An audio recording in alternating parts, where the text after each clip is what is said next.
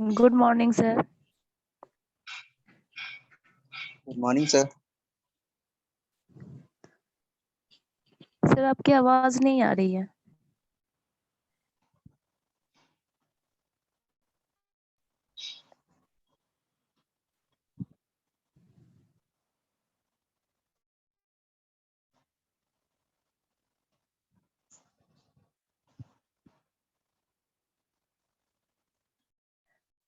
धत्ते के 10 बज भी गया।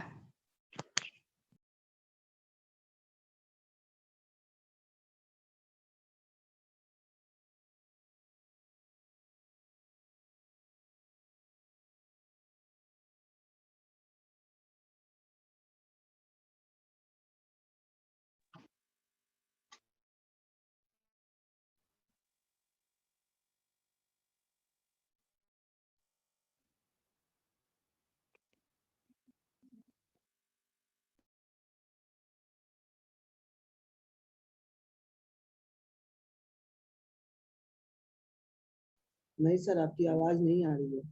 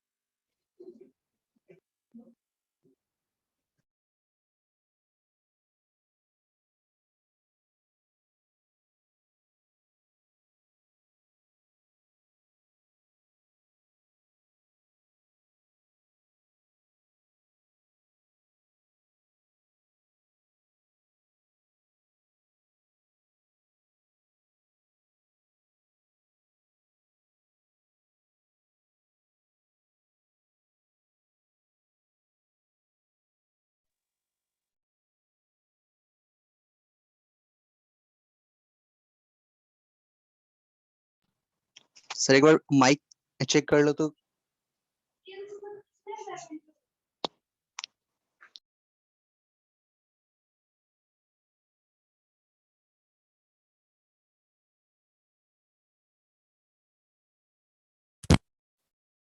अभी ठीक है? Yes sir. Yes sir. अब आ रही है आवाज। I think something with microphone के साथ प्रॉब्लम था। चलो ठीक है अभी। Yes sir. Yes sir. चलो ठीक है। तो मार्केट देखो समय की अवधि के हिसाब से मार्केट को 3 भाग में बांटते हैं बेटा। एक होता है वेरी शॉर्ट पीरियड, एक होता है शॉर्ट पीरियड, एक होता है लॉन्ग पीरियड। तो वेरी शॉर्ट पीरियड जो होता है उसको मार्केट पीरियड भी कहते हैं। ठीक है, यहाँ यह लिखा हुआ है मार्केट पीरियड। ये जो चीज देख रहे हो that is what this is your market period. Market period is so short period where the producer, if at all they desire, they cannot produce that further as per the response to the demand. अगर demand बढ़ भी जाता है तो भी वो supply को बढ़ा नहीं सकता है, उसको प्रोड्यूस करने की स्थिति में वो नहीं होता है। तो ऐसे केस में बाजार में कीमत का निर्धारण कैसे होगा, इस चीज को हम पहले देखेंगे। ठीक है, कंपटीशन इज परफेक्ट। तो this market period is for an may be for an hour, may be for an for a day, may be for a few week. एक दिन के लिए हो सकता है, एक घंटे के लिए ऐसा बाजार हो सकता है, या एक सप्ताह के लिए ऐसा बाजार हो सकता है। और इस तरह का जो बाजार होगा वो कैसी वस्तुओं के लिए होगा? इस तरह का बाजार जब भी होगा वो ऐसी वस्तुओं के लिए होगा जो जल्दी नष्ट होने वाला होगा, है ना? बात समझ में आ रही है? तो ये जो मार्केट पीरियड है वो हो सकता है एक घंटे के लिए हो सकता है कि एक दो दिन के लिए हो, या एक आध सप्ताह के लिए हो, depending upon the nature of the product. वो वस्तु किस तरह की है, उसकी प्रकृति किस तरह की है, उस पर डिपेंड करता है वो किस तरह का बाजार होगा। एग्जाम्पल लो एक, इन case of perishable commodities, perishable commodities होता है that is what, perishable commodities is जो नष्ट होने लायक, पेरिसेबल मतलब नष्ट होने लायक, जो वस्तु नष्ट होने लायक है, ऐसी वस्तुओं का बाजार जो होता है बहुत कम समय के लिए होता है, बहुत कम अवधि के लिए होता है, उसी को मार्केट पीरियड कहते हैं। तो for example in case of perishable commodities like fish, मछली का बाजार है, आज जो मछली का स्टॉक लेके आएगा वो आज ही बेच के जाएगा, ऐसा है कि नहीं है? तो perishable commodities like fish, this market period may be a day. For cotton textile industry it may be a few weeks. What will be the nature of supply curve in the market period? अब market period में supply curve किस तरह का होगा? दो case हो सकते हैं। कैसा? one is that the perishable goods and other is that the non perishable goods, durable goods which are reproducible। अब स्थिति दो उत्पन्न होती है, एक ऐसी स्थिति है जो पेरिसेबल है, नष्ट हो सकती है, और दूसरा एक ऐसा है जो पेरिसेबल नहीं है और रिप्रोड्यूस किया जा सकता है। अब दोनों की स्थिति में, दोनों परिस्थिति में कैसे बाजार में कीमत का निर्धारण होगा, चलो हम लोग देखते हैं। ठीक है, अगर ये आइटम पेरिसेबल है, जो नष्ट होने लायक वस्तु है, अगर वो वस्तु नष्ट होने लायक है, ओके, तो मान लो in case of perishable commodity like fish, the supply is limited by the available quantity on the day। ऐसे केस में पूर्ति जो होती है वो लिमिटेड है, उस पर्टिकुलर डे के लिए लिमिटेड है पूर्ति। ये बात सहमत हो तुम लोग? सहमत हो इस बात से? Yes sir. ओके, अब होता क्या है, and it can not be kept back for next period, और इसको दूसरे दिन के लिए रखा भी नहीं जा सकता है। अब होगा क्या ऐसे केस में? therefore the whole of it must be sold away on the same day। मतलब सारी की सारी जो मछलियां हैं उसी दिन बिक जानी चाहिए। विक्रेता तो यही चाहेगा। अब वहां कीमत का निर्धारण कैसे होगा? अब एक ग्राफ नीचे दिया गया है, ये ऑलरेडी नेट का टेक्स्ट है, समझाना आसान है इसीलिए मैंने वही चीज लिया हुआ है। अब फिगर नंबर पे मत जाना, फिगर पे जाओ। अब यहाँ क्या कहता है कि आपका क्या है, सप्लाई फिक्स है। मतलब क्या, हर एक स्थिति में आपका जो क्वांटिटी, ये जो क्वांटिटी वाला ग्राफ है, यहाँ देखो ध्यान से, समझ में आ रही बात? ये जो क्वांटिटी वाला ये है, ये तुम्हारा फिक्स है। ठीक है, कितना भी प्राइस ऊपर नीचे जाए तुम इस चीज को बढ़ा नहीं सकते, ये तुम्हारा हर हालत में। इसलिए इसका सप्लाई कर्व जो होगा वो पैरेलल टू वाई एक्सिस बना हुआ है ना, ये फिक्स है। ठीक है, this supply curve SM is parallel to the Y axis. अब प्राइस के पैरेलल है। होता क्या है कि which will be the vertical to the straight line ms। ms जो है आपका सप्लाई कर्व है, and OM is the quantity, और ये जो OM क्वांटिटी है ये इतनी मछलियां अवेलेबल है बेचने के लिए। अब होगा क्या, मांग तो बढ़ घट सकती है। प्राइस किस पे डिटरमिन होता है? हमने बताया मांग और पूर्ति का जो संतुलन होता है उस पर डिटरमिन होता है। तो अब मांग पे डिपेंड करेगा प्राइस, डिमांड। सप्लाई जो है वो फिक्स है, पूर्ति जो है वो फिक्स है। अब होगा क्या, डीडी, लेकिन ग्राफ पे आते हैं, चलो ग्राफ को देखते हैं। मैं सीधे आपको यहां से समझाता हूं। अब ये क्या है, डिमांड कर्व हमने बताया था आपको कि स्लोपिंग डाउनवर्ड होता है। जैसे जैसे प्राइस बढ़ेगा क्वांटिटी डिमांडेड कम हो जाएगा, प्राइस घटेगा डिमांड क्वांटिटी डिमांडेड बढ़ जाएगा। तो इनिशियली एक डिमांड कर्व लेते हैं, मान लो डी है, ठीक है। अब परफेक्ट कंपटीशन बिटवीन बायर और सेलर, अब हम पढ़ क्या रहे हैं, मार्केट पढ़ रहे हैं, परफेक्ट कंपटीशन मार्केट पढ़ रहे हैं। तो बायर और सेलर के बीच में परफेक्ट कंपटीशन है। बहुत सारे बायर से मछली बेचने वाले बहुत सारे हो सकते हैं, मछली खरीदने वाले भी बहुत सारे हो सकते हैं, सभी के पास लिमिटेड स्टॉक है। तो क्या है कि since perfect competition between buyers and sellers and equilibrium price OP will be determined, ऐसे केस में क्या होगा, एक कीमत, यहाँ क्या किया, सप्लाई लाइन ये वर्टिकल है आपका और ये डिमांड कर्व डीडी है, यहाँ इसने इसको कट किया। कहाँ कट किया, देखो इस पोर्शन पे इसने कट किया। अंडरस्टूड। तो क्या हुआ कि इसको अगर आप प्राइस की तरफ बढ़ाओगे तो ये जहां प्राइस लाइन को टच करेगा वो उसकी कीमत होगी, मतलब ये संतुलन बिंदु हुई, यहाँ प्राइस डिटरमिन हो गया, ठीक है। अब क्या हुआ, अब ये चीज क्या है कि equilibrium price will be established at the point where downward sloping demand curve DD intersects the vertically supply MS curve। Supply curve को डिमांड कर्व जहां इंटरसेक्ट करता है उसी पे कीमत का निर्धारण होता है। कीमत का निर्धारण हो गया। अब क्या हो गया, मान लो सपोज सप्लाई इज फिक्स्ड, अब बढ़ेगा घटेगा क्या, डिमांड और प्राइस, क्योंकि सप्लाई चेंज नहीं हो सकता, वो फिक्स है। तो मान लो किसी कारण से डिमांड इंक्रीज हो जाता है, मतलब डिमांड अगर राइट वर्ड शिफ्ट हो जाता है, डिमांड कर्व अगर डी डैश हो जाता है, ऐसे केस में क्या हो रहा है, देखो नाउ ये जो डिमांड कर्व है ये सप्लाई कर्व को इस बिंदु पर इंटरसेक्ट कर रहा है। किस पे कर रहा है, यहाँ कर रहा है। ऐसे केस में क्या होगा, अब इस लाइन को आप बढ़ाइए यहाँ तक तो आप देखेंगे इट इज पी डैश, मतलब क्या, जो प्राइस था यहाँ, अब क्या हो गया, मांग बढ़ने की वजह से और सप्लाई स्थिर है, इसलिए वो प्राइस क्या हो गई, अब प्राइस हो गई वो पी डैश, जाके यहाँ जाके प्राइस तय हुआ, मतलब प्राइस अब ये हो गया। हुआ क्या, इतनी कीमत जो है आप देखोगे, इतनी कीमत में बढ़ोतरी हो गई डिमांड बढ़ने से और सप्लाई फिक्स होने की वजह से। डिमांड बढ़ने से और सप्लाई फिक्स होने की वजह से प्राइस बढ़ गया, ठीक है। दुकानदार के पास लिमिटेड आइटम है, उसने क्या किया, कीमत बढ़ा दी। जब मांग जैसे ही बढ़ा उसने बोला कि चलो भाई मौका है कमा लेते हैं, उसने कीमत बढ़ा दिया। उसके बाद इसका उल्टा कंडीशन भी हो सकता है, मान लो दिन में मॉर्निंग आवर्स में लोग खरीदने गए, ढेर सारी मछली का डिमांड हुआ, उस समय तो बढ़ा दिया प्राइस, अब शाम होते होते खरीदार कम हो गए, ये भी हो सकता है, मतलब मांग कम हो गया। तो आपने बाजार में एक सिचुएशन देखा होगा, बोला ले जाइए 10 रुपये हम सब दे देंगे, ऐसा बोलता है कि नहीं बोलता है। That is this condition where supply is fixed and demand is reduced. Demand जब रिड्यूस होगा तो डिमांड कर्व जो होगा वो डाउनवर्ड शिफ्ट होगा, लेफ्ट साइड शिफ्ट होगा। तो जब डिमांड रिड्यूस होता है और डिमांड कर्व नीचे शिफ्ट होता है, तो ऐसे केस में क्या हो रहा है आपका, अब क्या हो रहा है आप देखो कि ये डी डबल डैश जो है वो डिमांड रेखा वो कहाँ टच कर रहा है, सप्लाई कर्व को यहाँ इंटरसेक्ट कर रहा है।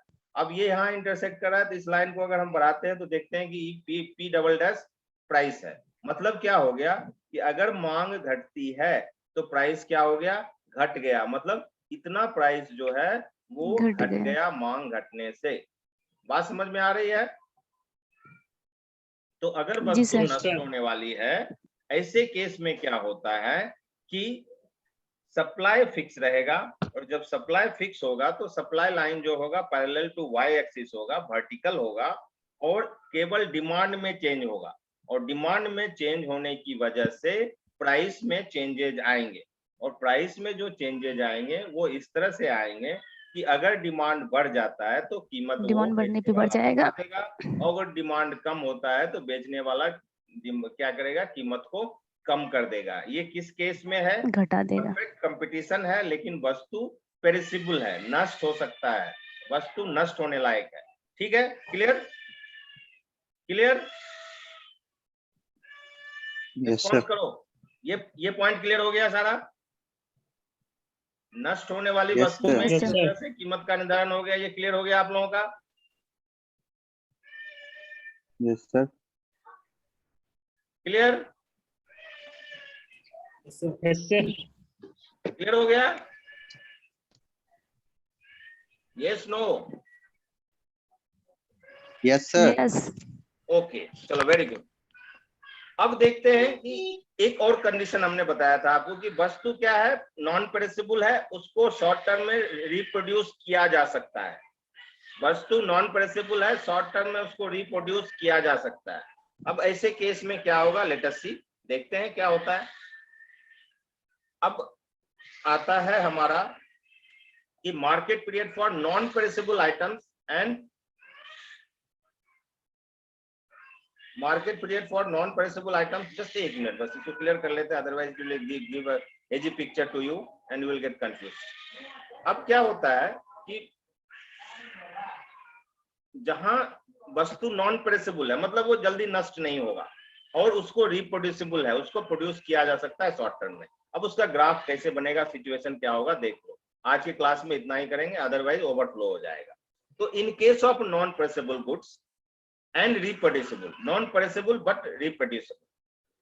अब ऐसे केस में क्या है, supply curve can not be vertical. अब यहाँ जो सप्लाई कर्व होगा वो वर्टिकल स्ट्रेट लाइन नहीं होगा, क्योंकि सप्लाई को बढ़ाया घटाया जा सकता है कुछ शॉर्ट पीरियड में। तो जब भी सप्लाई को बढ़ाया घटाया जा सकता है, ऐसे केस में क्या होगा, सप्लाई कर्व जो होगा वो कर्व के शेप में होगा, स्ट्रेट लाइन नहीं हो सकता है। तो होगा क्या, because some of the goods can be preserved or kept back from the market and carried over to the next market period। जो वस्तु नष्ट नहीं हो सकती है उसको के लिए क्या करेगा, जो विक्रेता है वो बोलेगा ठीक है रख लो, कल बेचेंगे। ऐसा कर सकता है वो, ठीक है। वो सप्लाई को जब वो उसको सेव कर प्रिजर्व करके रख सकता है, ऐसे केस में क्या करेगा, वो मांग के प्रेशर में नहीं आएगा, वो सप्लाई को वेरी कर सकता है, वो उसको अल्टर करने की स्थिति में रहता है। And there will be two critical price level. ऐसे केस में दो कीमत स्तर होगी, दो कीमत स्तर होगी। क्या क्या होगी देखो। First if the price is very high, अगर कीमत बहुत ज्यादा है, seller will be prepare to sell the whole stock. अगर उसको बहुत अच्छी कीमत मिल रही है तब वो क्या करेगा, सारा का सारा स्टॉक बेच देगा। ठीक है, आज ही बेच लेते हैं। Second level, the second level is set by a low price at which the seller would not sell any amount। दूसरा चीज क्या होगा कि एक ऐसा प्राइस मान लो मिल रहा है उसको जहां उसको कोई फायदा नहीं हो रहा है, तो बोलेगा हम कुछ आज नहीं बेचेंगे, इसको बेचेंगे ही नहीं। ठीक है, ये बार्गेनिंग पोजीशन में वो है, क्योंकि वो चीज को संभाल कर रख सकता है।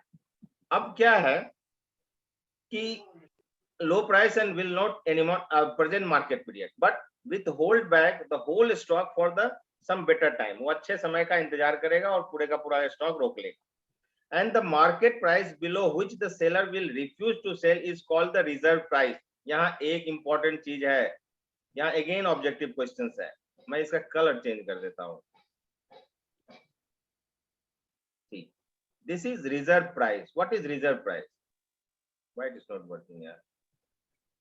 Anyway, leave it। What is this reserve price? Reserve price ये आएगा आपको ऑब्जेक्टिव क्वेश्चंस, यूजीसी नेट वगैरह में पूछता है। The price below which the seller will refuse to sell the product। आप जाते हैं बाजार में, बोलते हैं ना कितना भी बार्गेन करो, एक पर्टिकुलर टाइम पे वो आएगा जहां वो बोलेगा कि हम नहीं बेचेंगे, चाहे कुछ भी हो जाए हम उस चीज को नहीं बेचेंगे उस रेट पे। वो प्राइस जो होता है वो रिजर्व प्राइस कहलाता है। ठीक है बेटा, वो प्राइस कहलाएगा आपका reserve price. Very important. Done. अब आता है given the two price level. अब हमें दो प्राइस लेवल मिल गया, दो स्ट्रीम मिल गया। एक मिल गया कि जिसपे वो सारा का सारा स्टॉक बेच देगा, एक ऐसा पॉइंट मिला जिसपे कि वो स्टॉक बेचने के लिए तैयार ही नहीं होगा, दैट इज रिजर्व प्राइस। अब दो प्राइस लेवल मिल गया, one at which the seller is prepare to sell the whole stock and the other at which the seller will refuse to sell the stock and the amount which he will offer for sale will vary with price. और जो item वो बेचना चाहेगा वो depend करेगा price पे, उसको किस तरह का प्राइस मिल रहा है इन बिटवीन। ठीक है, तो given his anticipation of future price, अब वो एक ये करेगा, एंटिसिपेट करेगा कि फ्यूचर में प्राइस क्या हो सकता है, and intensity of his needs for cash. दो बातें यहाँ आती है, एक तो ये कि उसको भविष्य में क्या रेट मिल सकता है, और दूसरा उसको पैसे की क्या जरूरत है।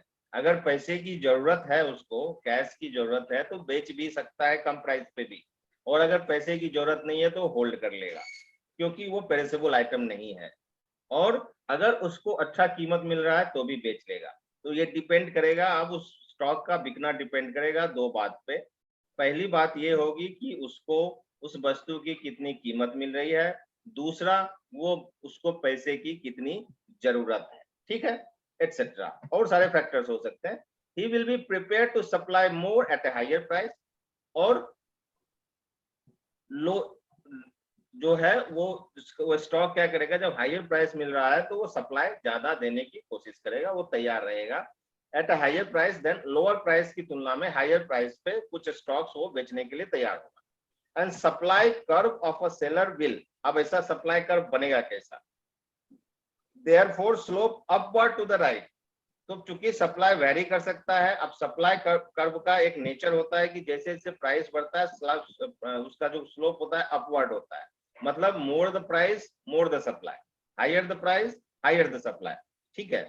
तो अगेन इस सप्लाई कर्व, अब ये लाइन अगेन इंपॉर्टेंट होता है यहाँ, supply curve of the seller will be, किस केस में, perishable, non perishable and reproducible, therefore slope upward to the right, again objective question, and beyond the price at which he is prepared to sell the whole stock, the supply curve will be vertical stock straight line whatever the price, or beyond the price at which he is prepared, और ऐसी कीमत जिसके बाद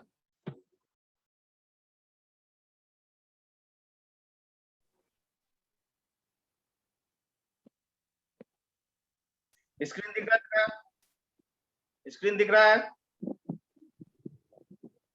screen दिख रहा है? नहीं sir, नहीं स्क्रीन सर। दिख रहा। अभी अब दिख रहा है सर, नो सर। अब दिख रहा है। ओके जी ओके, सर अब दिख रहा आज बहुत डिस्टरबेंस है, बहुत डिस्टरबेंस। है। जी सर आपकी आवाज भी सही से नहीं आती है बीच बीच में। आज बहुत डिस्टरबेंस है, I am suffering a lot, बीच बीच में डिस्कनेक्ट हो जा रहा है, रिकनेक्ट हो रहा है। Yes sir. एक मिनट बेटा, देखो अब ये हम लोग इसी चीज को डिस्कस कर रहे थे, ओके। अब आगे आते हैं, होता क्या है, अब किस तरह का, देखो हम लोग अभी जस्ट चर्चा कर रहे थे, अब इसको सीधे ग्राफ से समझते हैं। देखो जब सप्लाई को वेरी करने की स्थिति में है तो क्या करेगा, सप्लाई कर्व इस तरह से बना, नॉर्मली क्या होता है, आप ये देखिए, straight line. This is your demand curve and supply curve ठीक इसका उल्टा होता है, ठीक है। मतलब ये जो होता है स्लोप आउट डाउनवर्ड होता है डिमांड कर्व, और सप्लाई कर्व जो होगा आपका वो स्लोप अपवर्ड होता है, मतलब प्राइस जैसे बढ़ेगा तो आप ज्यादा सप्लाई करेगा वो, और ज्यादा प्राइस, क्योंकि वो ज्यादा से ज्यादा बेचना चाहेगा, और ये संतुलन की बिंदु आएगी, ठीक है। यहाँ के केस में क्या होगा, पिछले वाले केस में क्या हुआ था, सप्लाई लाइन पूरा का पूरा वर्टिकल बना था, यहाँ ऐसा नहीं होगा, यहाँ चूंकि सप्लाई में वो चेंज कर सकता है, इसलिए जब ज्यादा कीमत मिलेगी तो ज्यादा आइटम वो सप्लाई करेगा मार्केट में बेचने के लिए, तो जब कम कीमत मिलेगी कम आइटम बेचेगा मार्केट के लिए। लेकिन एक ऐसा पॉइंट आता है, अगर वो प्राइस उसको मिल जाता है तो वो क्या करता है ना, सारा का सारा आइटम बेच देगा। तो उसके बाद जो कर्व बनेगा सप्लाई का, that will be straight line, मतलब अगर वस्तु नॉन पेरिसेबल है, रिप्रोड्यूसिबल है, तो initially supply curve will be sloping upward and after a particular point it will become vertical. तो सप्लाई कर्व कैसा बन जाएगा, इस केस में सप्लाई कर्व आपका बनेगा, it will go like this and एक पर्टिकुलर पॉइंट पे आके वो एकदम स्ट्रेट हो जाएगा लाइक पेरिसेबल गुड्स, ठीक है। अब ये सब क्या है, ये पॉइंट क्या है, देखो S R F S dash, S R F S dash, ये आपका सप्लाई कर्व है, ठीक है, of the durable goods, while O Q, O Q क्या है, ये आपका ओ क्यू जो है क्वांटिटी, इतना क्वांटिटी उसके पास है, इसी क्वांटिटी को क्या कर सकता है, वेरी कर सकता है, ऊपर नीचे कर सकता है, क्वांटिटी भी इसकी फिक्स्ड है। अब क्या है, चूंकि नॉन पेरिसेबल है इसलिए वो स्टॉक को रख सकता है, स्टॉक को रिलीज कर सकता है, कंडीशंस हमने बताया है कि या तो उसको अच्छी प्राइस मिल रही है या उसको कैश की जरूरत है। अब up to price OP dash, that is OP dash, ये जो प्राइस है ओपी डैश, ठीक है, that is this one.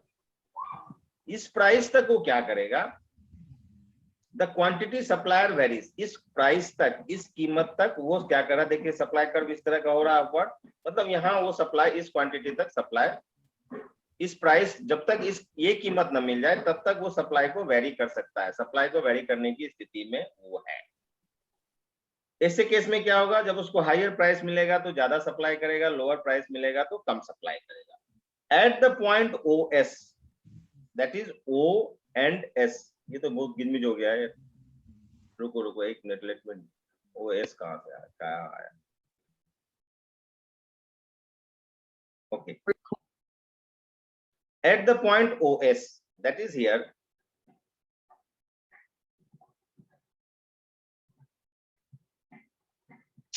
That is OS, ये है आपका ओएस, ठीक है। At the point price OS, this OS is what, it is price, ठीक है। नथिंग इज सोल्ड, यहां हमने क्या बताया था आपको, एक पॉइंट ऐसा है जहां वो कुछ भी बेचना नहीं चाह रहा, बोला हम रख लेंगे कल बेचेंगे। एक पॉइंट ऐसा आ रहा है, दैट इज वहां क्या कर रहा है, मतलब ओएस प्राइस पे वो कुछ भी नहीं बेचेगा और OP price, OP dash price पे वो सारा का सारा आइटम बेच देगा, और इसी बीच में जो प्राइस होगी, इस बीच के प्राइस में वो क्या करेगा, अपने सप्लाई को वेरी करता रहेगा। और ऐसे केस में क्या करेगा, इस बीच के पीरियड में वो प्राइस में क्या करेगा, वो ओएस और ओपी डैश प्राइस के बीच के प्राइस में क्या करेगा, वो सप्लाई को वेरी करता रहेगा, as per situation, as per his needs, as per requirement, ठीक है। अब देखो क्या हो रहा है, अब डिमांड में चेंज होता है तो क्या होता है देखते हैं। At price OP dash, the whole of the stock is offered for sale, and beyond the price OP dash the quantity supplied remains the same। अब यहाँ के बाद क्या है, क्वांटिटी जो सप्लाई किया जा रहा है उसमें कोई चेंज नहीं हो रहा है, उसमें चेंज वो नहीं कर सकता, इसलिए वो वर्टिकल हो गया, स्ट्रेट लाइन हो गया। therefore beyond the OP price the market supply curve will be vertical straight line, DD is the demand curve। अब इनिशियल डिमांड कर्व लेते हैं, DD demand curve is fix, उसका क्या है, it will be slope downward. अब slope downwards होगा, कहीं ना कहीं कट करेगा, तो जहां जहां वो सप्लाई लाइन को कट करता रहेगा वही उसकी प्राइस निर्धारित होती चली जाएगी उस वस्तु को। तो mark DD is the demand curve which slopes from left to right. Market price comes to settle at OP, मतलब क्या, प्राइस का निर्धारण कहाँ होता है, प्राइस का निर्धारण होगा हमेशा जहां डिमांड कर्व सप्लाई कर्व को कट करेगा। तो ऐसा अगर डिमांड कर्व डीडी है तो ऐसे केस में सप्लाई कर्व आपका क्या हो गया, सप्लाई प्राइस का डिटर्मिनेशन जो हुआ आपका ओपी पे हुआ, that is this is your price, okay. अब अगर डिमांड में चेंज होता है, डिमांड मान लो अपवर्ड चेंज हुआ, मतलब बढ़ गया, डिमांड बढ़ गया, तो अगेन वो सप्लाई लाइन को कहाँ कट कर रहा है वो देखो, तो डी D1 D डैश होता है अगर सप्लाई डिमांड कर्व, तो वो कट कर रहा है इस पॉइंट पे, तो मतलब क्या, प्राइस हो गई ओपी डैश, ठीक है। मतलब क्या, अगर डिमांड बढ़ा तो सप्लाई, ये सॉरी कीमत बढ़ गई। और अगर मान लो डिमांड नीचे शिफ्ट होता है, डाउनवर्ड शिफ्ट होता है, D dash D double dash होता है, ऐसे केस में संतुलन की बिंदु बनती है ई पॉइंट पे, और प्राइस जो हो जाता है वो घट जाता है, मतलब डिमांड बढ़ा तो प्राइस वो बढ़ा देगा, डिमांड घटा तो प्राइस घटा देगा, ठीक है। लेकिन एक पर्टिकुलर पॉइंट ऐसा आएगा जहां वो चाहेगा कि सारा आइटम बेच देते हैं, वो उसी दिन भी बेच सकता है, उसको होल्ड नहीं करेगा स्टॉक को। इस तरह से आपने क्या देखा अभी, you have seen clearly with some technical difference hindrances। suppose now ये पूरा जो हमने बताया उसी चीज को इसने लिखा हुआ है कि डिमांड बढ़ा तो क्या हुआ, डिमांड घटा तो क्या हो गया, ठीक है। तो परफेक्ट मार्केट कंपटीशन में तीन अवस्थाएं उत्पन्न होती है। पहली अवस्था होती है very short period, very short period में को मार्केट पीरियड भी कहते हैं, और मार्केट पीरियड में दो कंडीशन उत्पन्न होता है, एक जो पेरिसेबल गुड है, जो जल्दी नष्ट हो जाता है, उसका हमने आपको ग्राफ से बताया कि वहां कीमत कैसे निर्धारण होगा, और दूसरी स्थिति उत्पन्न ये हो सकती है कि वस्तु नॉन पेरिसेबल है और उसके सप्लाई को कुछ दिन, कुछ थोड़ी देर के लिए चेंज किया जा सकता है, मतलब वो रिप्रोड्यूसिबल भी है। तो ऐसे केस में किस तरह का सप्लाई कर्व बनेगा, कैसा हमारा डिमांड कैसे कट होगा, और कहाँ कीमत का निर्धारण होगा, किस कीमत पे पूरी की पूरी स्टॉक बेच दी जाएगी, किस कीमत पे वो बिल्कुल स्टॉक नहीं बेचेगा, और रिजर्व प्राइस क्या है, इतना चीज हम लोग आज डिस्कस किए। एक पर्टिकुलर क्लास में हम डिस्कस करेंगे next price determination in the short run, जो आपके पास ये है, ठीक है, यहाँ दिख रहा है आपको, ये पूरा एक क्लास, और एक क्लास में हम आपको डिसाइड पढ़ाएंगे price determination in perfect market competition in the long run market, जहां की सप्लाई को बढ़ाया जा सकता है, नई चीजें बनाई जा सकती है, नया लैंड फैक्टर्स ऑफ प्रोडक्शन को चेंज किया जा सकता है। तो ये सारी चीजें हम आपको सब्सिक्वेंटली 2 और क्लास में क्लियर करेंगे। उसके बाद हम लोग आएंगे मोनोपोली पे। It is for MA semester 1, ठीक है बेटा। और आज हमारा क्लास केवल एक ही है, दैट इज एमए सेमेस्टर 1 के लिए है। जो बच्चे दूसरे क्लास के भी जुड़ गए, अच्छी बात है, they have brushed your their knowledge and आप लोगों को कुछ कहना है? अगर आवाज में प्रॉब्लम आ रही है तो आप चैट बॉक्स पे लिख दो, ठीक है, okay so sir. that we can get our doubt cleared, ठीक है बेटा। नो सर, कोई डाउट नहीं है। आई आवाज हमारी? Yes sir. जी सर, आ रही है। कोई डाउट है चैट बॉक्स पे भी लिख सकते हो या बोलो। ये